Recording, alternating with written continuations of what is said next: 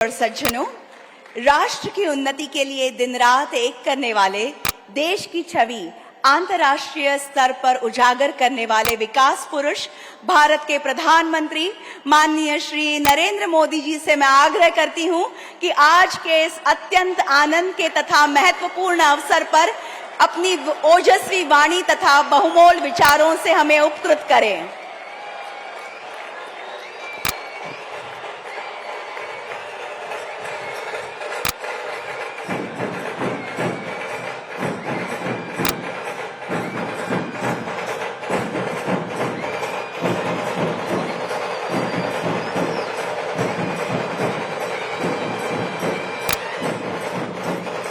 भारत माता की, भारत माता की।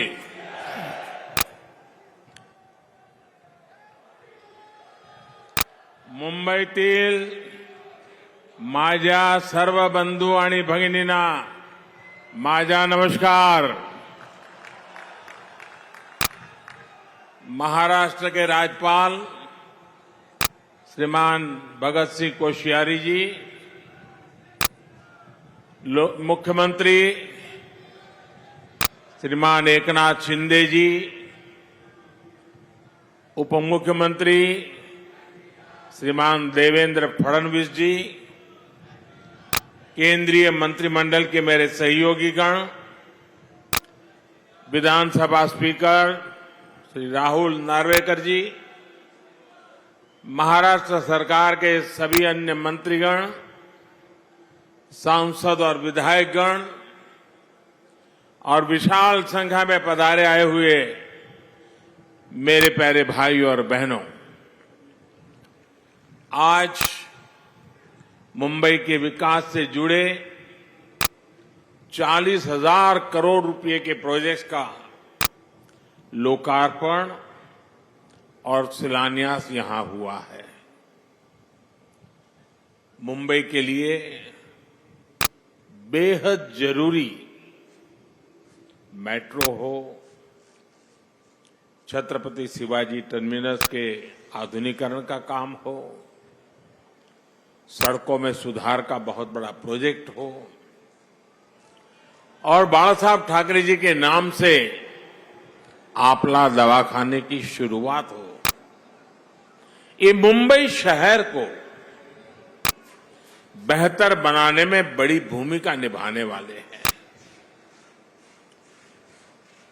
थोड़ी देर पहले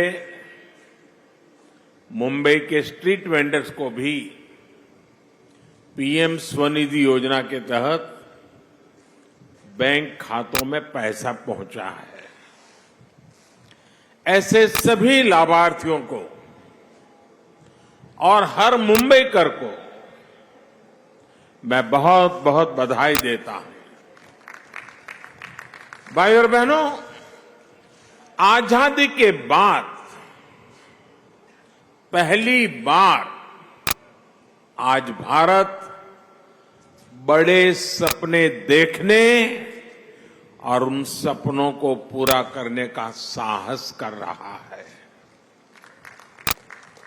वरना हमारे यहां तो पिछली सदी का एक लंबा कालखंड सिर्फ और सिर्फ गरीबी की चर्चा करना, दुनिया से मदद मांगना, जैसे तैसे गुजारा करने में ही बीत गया। ये भी आजाद भारत के इतिहास में पहली बार हो रहा है जब दुनिया को भी भारत के बड़े बड़े संकल्पों पर भरोसा है। इसलिए आजादी के अमृत काल में विकसित भारत के निर्माण की जितनी उत्सुकता भारतीयों को है, उतना ही आशावाद दुनिया में भी दिख रहा है। और अभी शिंदे जी दावोस का अपना अनुभव वर्णन कर रहे थे। ये सब जगह पे यही अनुभव आ रहा है। भारत को लेकर दुनिया में इतनी पॉजिटिविटी इसलिए है क्योंकि आज सबको लगता है कि भारत अपने सामर्थ्य का बहुत ही उत्तम तरीके से सदुपयोग कर रहा है। आज हर किसी को लग रहा है कि भारत वो कर रहा है जो तेज विकास के लिए, समृद्धि के लिए बहुत आवश्यक है। आज भारत अभूतपूर्व आत्मविश्वास से भरा हुआ है। छत्रपति शिवाजी महाराज की प्रेरणा से स्वराज और सुराज की भावना आज के हिंदुस्तान में डबल इंजन सरकार में प्रबल रूप से प्रकट होती है। भाई और बहनों, हमने वो समय देखा है जब गरीब के कल्याण के पैसे घोटालों की भेंट चढ़ जाते थे। टैक्स पेयर से मिले टैक्स को लेकर संवेदनशीलता का नामो निशान नहीं था। इसका नुकसान करोड़ों करोड़ों देशवासियों को उठाना पड़ा।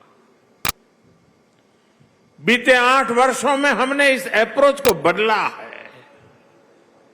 आज भारत फ्यूचरिस्टिक सोच और मॉडर्न अप्रोच के साथ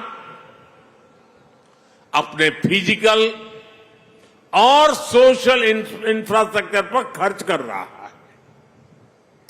आज देश में एक तरफ घर, टॉयलेट, बिजली, पानी, कुकिंग गैस, मुफ्त इलाज, medical college, AIIMS, IIT, IIM जैसी सुविधाओं का तेज गति से निर्माण हो रहा है। वहीं दूसरी तरफ आधुनिक कनेक्टिविटी पर भी उतना ही जोर है। जिस प्रकार के आधुनिक इंफ्रास्ट्रक्चर की कभी कल्पना होती थी, आज वैसा इंफ्रास्ट्रक्चर देश में बन रहा है। यानी देश में आज की जरूरत और भविष्य में समृद्धि की संभावनाओं दोनों पर एक साथ काम चल रहा है। दुनिया की बड़ी बड़ी अर्थव्यवस्थाएं आज बेहाल है, लेकिन ऐसे मुश्किल समय में भी भारत 80 करोड़ से अधिक देशवासियों को मुफ्त राशन देकर के कभी भी उनके घर का चूल्हा बुझने नहीं देता है। ऐसे माहौल में भी भारत इंफ्रास्ट्रक्चर के निर्माण पर अभूतपूर्व निवेश कर रहा है। ये आज के भारत की प्रतिबद्धता को दिखाता है। विकसित भारत के हमारे संकल्प का प्रतिबिंब है। भाइयों और बहनों, विकसित भारत के निर्माण में हमारे शहरों की भूमिका सबसे अहम है। इसमें भी अगर हम महाराष्ट्र की बात करें तो आने वाले 25 वर्षों में राज्य के अनेक शहर भारत की ग्रोथ को गति देने वाले हैं। इसलिए मुंबई को भविष्य के लिए भी तैयार करना ये डबल इंजन सरकार की प्राथमिकता है। हमारी ये प्रतिबद्धता मुंबई में मेट्रो नेटवर्क के विस्तार में भी दिखती है। 2014 तक मुंबई में सिर्फ 10-11 किलोमीटर तक मेट्रो चलती थी। जैसे ही आपने डबल इंजन सरकार बनाई, वैसे ही इसका तेजी से विस्तार हुआ है।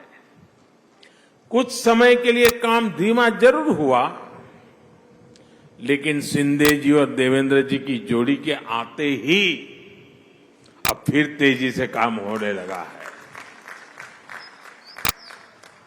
मुंबई में 300 किलोमीटर के नेटवर्क की तरफ हम तेज गति से आगे बढ़ रहे हैं। साथियों, आज देश भर में रेलवे को आधुनिक बनाने के लिए मिशन मोड पर काम चल रहा है। मुंबई लोकल और महाराष्ट्र की रेल कनेक्टिविटी को भी इससे फायदा हो रहा है। डबल इंजन सरकार सामान्य मानवी को भी वही आधुनिक सुविधा, वही साफ सफाई, उसी तेज रफ्तार का अनुभव देना चाहती है जो कभी साधन संपन्न लोगों को ही मिलती थी। इसलिए आज रेलवे स्टेशनों को भी एयरपोर्ट की तरह ही विकसित किया जा रहा है। अब देश के सबसे पुराने रेलवे स्टेशनों में से एक छत्रपति शिवाजी महाराज टर्मिनस का भी कायाकल्प होने जा रहा है। हमारी ये धरोहर अब 21वीं सदी के भारत की शान के रूप में भी विकसित होने जा रहा है। यहां लोकल और लंबी दूरी की ट्रेनों के लिए अलग अलग सुविधाएं बनेगी। लक्ष्य यही है कि सामान्य यात्रियों को बेहतर सुविधा मिले,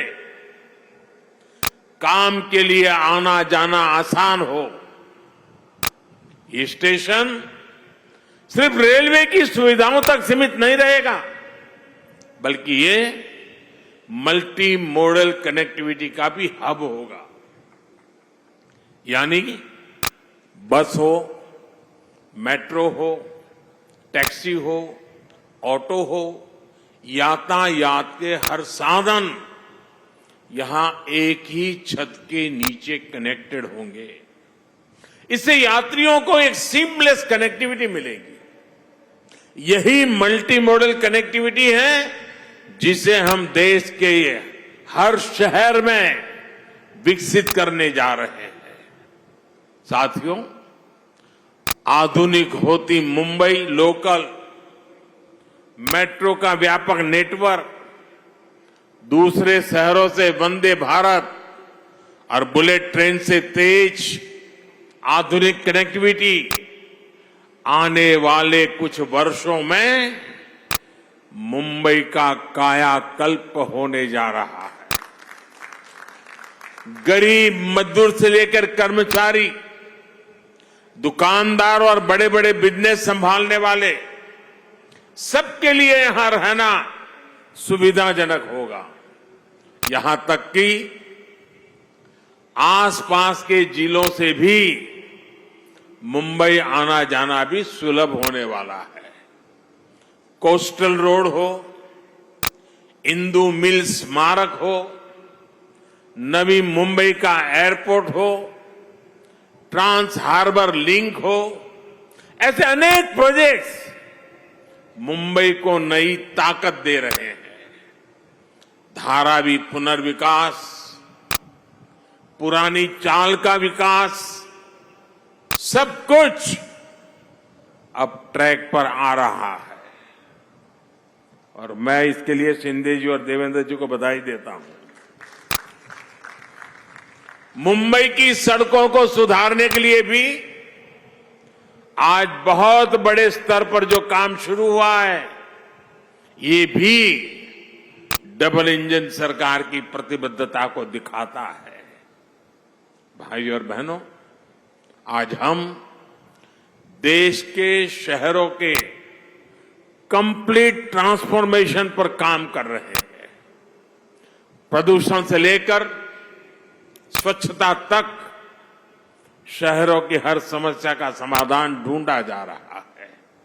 इसलिए हम इलेक्ट्रिक मोबिलिटी पर इतना बल दे रहे हैं, इसके लिए इंफ्रास्ट्रक्चर तैयार कर रहे हैं। बायोफ्यूल आधारित ट्रांसपोर्ट सिस्टम हम तेजी से लाना चाहते हैं। हाइड्रोजन फ्यूल से जुड़े ट्रांसपोर्ट सिस्टम के लिए भी देश में मिशन मोड पर काम चल रहा है। यही नहीं, हमारे शहरों में कूड़े की, वेस्ट की जो समस्या है, उसे भी हम नई टेक्नोलॉजी से दूर करने के लिए एक के बाद एक कदम उठा रहे हैं। वेस्ट टू वेल्थ का बहुत बड़ा अभियान देश में चल रहा है। नदियों में गंदा पानी ना मिले, इसके लिए वाटर ट्रीटमेंट प्लांट लगाए जा रहे हैं। साथियों, शहरों के विकास के लिए देश के पास सामर्थ्य की और राजनीति की इच्छा शक्ति की किसी भी चीज की कमी नहीं है। लेकिन हमें एक बात और समझनी होगी। मुंबई जैसे शहर में प्रोजेक्ट को तब तक तेजी से नहीं उतारा जा सकता जब तक स्थानीय निकाय की प्राथमिकता भी तेज विकास की ना हो। जब राज्य में विकास के लिए समर्पित सरकार होती है, जब शहरों में सुशासन के लिए समर्पित शासन होता है, तभी ये काम तेजी से जमीन पर उतर पाते हैं। इसलिए मुंबई के विकास में स्थानीय निकाय की भूमिका बहुत बड़ी है। मुंबई के विकास के लिए बजट की कोई कमी नहीं है। बस मुंबई के हक का पैसा सही जगह पे लगना चाहिए। अगर वो भ्रष्टाचार में लगेगा, पैसा बैंकों की तिजोरी में बंद पड़ा रहेगा, विकास के काम को रोकने की प्रवृत्ति होगी, तो फिर मुंबई का भविष्य उज्जवल कैसे होगा? मुंबई के लोग, यहां के सामान्य जन परेशानियां झेलते रहे, ये शहर विकास के लिए तरसता रहे। ये स्थिति 21वीं सदी के भारत में कभी भी स्वीकार्य नहीं हो सकती है और शिवाजी महाराज के महाराष्ट्र में तो कभी नहीं हो सकती है। मैं मुंबई के लोगों की हर परेशानी को समझते हुए बहुत बड़ी जिम्मेवारी के साथ इस बात को रख रहा हूं। भाजपा की सरकार हो, एनडीए की सरकार हो, कभी विकास के आगे राजनीति को नहीं आने देती। विकास हमारे लिए सबसे बड़ी प्राथमिकता है। अपने राजनीतिक स्वार्थ की सिद्धि के लिए भाजपा और एनडीए की सरकारें कभी विकास के कार्यों पर ब्रेक नहीं लगाती। लेकिन हमने पहले के समय मुंबई में ऐसा होते बार बार देखा है। पीएम स्वनिधि योजना भी इसका एक उदाहरण है। हमारे शहरों में रेहड़ी वाले, पटरी वाले, ठेले वाले, ये काम करने वाले साथी जो शहर की अर्थव्यवस्था का अहम हिस्सा है, उनके लिए हमने पहली बार योजना चलाई। हमने इन छोटे व्यापारियों के लिए बैंकों से सस्ता और बिना गारंटी का ऋण निश्चित किया। देश भर में लगभग 35 लाख रेहड़ी पटरी वालों को इसका लाभ मिल चुका है। इसके तहत महाराष्ट्र में भी 5 लाख साथियों को ऋण स्वीकृत हो चुके हैं। आज भी 1 लाख से अधिक साथियों के बैंक खाते में सीधे पैसे जमा हो गए हैं। ये काम बहुत पहले होना चाहिए था, लेकिन बीच के कुछ समय में डबल इंजन की सरकार ना होने के कारण हर काम में अड़ंगे डाले गए, रुकावटें पैदा की गई, जिसका नुकसान इन सभी लाभार्थियों को उठाना पड़ा। ऐसा फिर ना हो, इसलिए जरूरी है कि दिल्ली से लेकर महाराष्ट्र और मुंबई तक सबका प्रयास लगे, बेहतर तालमेल वाली व्यवस्था बने। साथियों, हमें याद रखना है कि स्वनिधि योजना सिर्फ लोन देने की योजना भर नहीं है, बल्कि ये रेहड़ी पटरी और ठेले वाले हमारे साथियों का आर्थिक सामर्थ्य बढ़ाने का अभियान है। ये स्वनिधि स्वाभिमान की जड़ी बूटी है। मुझे बताया गया है कि स्वनिधि के लाभार्थियों को डिजिटल लेन देन की ट्रेनिंग के लिए मुंबई में 350 कैंप लगाए गए, जिसके चलते हमारे रेहड़ी पटरी वाले हजारों साथी डिजिटल लेन देन शुरू कर चुके हैं। ये सुनकर अनेक लोग चौंक जाएंगे कि इतने कम समय में देश भर में स्वनिधि योजना के लाभार्थियों ने करीब 50,000 करोड़ रुपए का डिजिटल ट्रांजैक्शन किया है। जिनको हम अनपढ़ मानते हैं, जिनको हम लोग किसी भी भाषा में अपमानित करते रहते हैं, उन मेरे छोटे छोटे साथियों ने जो आज मेरे सामने बैठे हैं, ये रेहड़ी पटरी वालों ने ऑनलाइन मोबाइल से 50,000 करोड़ रुपए का काम किया है। और उनका ये पराक्रम, उनका परिवर्तन का ये मार्ग निराशावादियों के लिए बहुत बड़ा जवाब है, जो कहते थे कि रेहड़ी ठेले पर डिजिटल पेमेंट कैसे होगी। डिजिटल इंडिया की सफलता इस बात का उदाहरण है कि जब सबका प्रयास लगता है तो असंभव कुछ भी नहीं होता है। सबका प्रयास की इसी भावना से हम मिलकर मुंबई को विकास की नई ऊंचाई पर ले जाएंगे। और मैं मेरे रेहड़ी पटरी वाले भाइयों से मैं कहना चाहता हूं, आप मेरे साथ चलिए।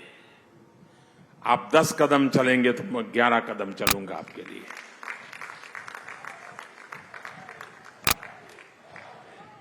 मैं ये इसलिए कह रहा हूं कि हमारे रेहड़ी पटरी वाले भाई बहन साहूकार के पास पैसे ब्याज लेने के लिए जाते थे। दिन भर व्यापार करने के लिए उसको 1,000 रुपए की जरूरत है, वो देने से पहले ही 100 काट लेता था, 900 देता था। और शाम को जाकर के अगर 1,000 वापिस नहीं लौटाए तो उसको दूसरे दिन पैसे नहीं मिलते थे। और कभी अगर अपना माल नहीं बिका, 1,000 रुपया नहीं दे पाया तो ब्याज बढ़ जाता था। रात को बच्चे भूखे सोते थे। इन सब मुसीबतों से आपको बचाने के लिए स्वनिधि योजना है। और साथियों, जितना ज्यादा आप डिजिटल उपयोग करोगे, थोक में लेने जाओगे, उसको भी डिजिटल पेमेंट करो।